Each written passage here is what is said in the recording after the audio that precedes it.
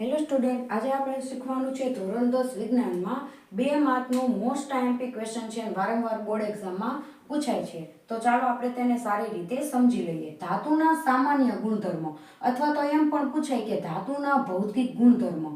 March 2022માં question પૂછાઈ ગયો છે.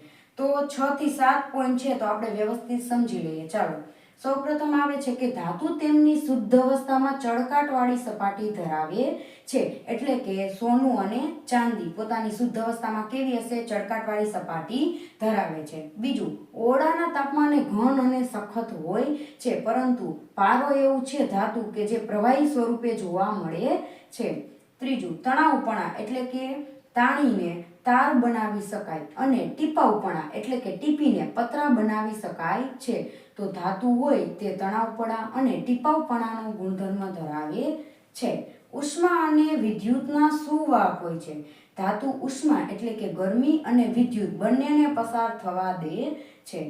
ગલનબિંદુ ઊંચા હોય છે એટલે કે તેને પીગાળવા માટે, ઓગાળવા માટે, ઘનમાંથી પ્રવાહીમાં લાવવા માટે તેને વધારે તાપમાનની જરૂર પડે છે. એટલે કે ગલનબિંદુ કેવા હશે? ઊંચા હોય છે. પરંતુ અપવાદ તરીકે ગેલિયમ ને સીઝિયમને તમે થોડીક ગરમી આપશો તો પણ તે પીગળી જશે. એટલે કે તેનું ગલનબિંદુ કેવું છે? ગેલિયમ અને સીઝિયમનું નીચું છે.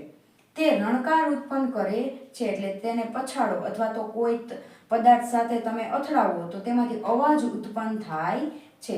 ધાતુ તત્વોને છરી વડે કાપી શકાતા પરંતુ લિથિયમ, સોડિયમ અને પોટેશિયમ ધાતુ છે તેને છરી વડે કાપી શકાય છે. તો આટલા પોઈન્ટ તમારે ધાતુના ભૌતિક ગુણધર્મો પૂછાય તો લખવાના રહેશે કે ધાતુઓ ચળકાટવાળી સપાટી ધરાવે, ઘન અને સખત હોય પરંતુ પારો કેવું છે? પ્રવાહી છે.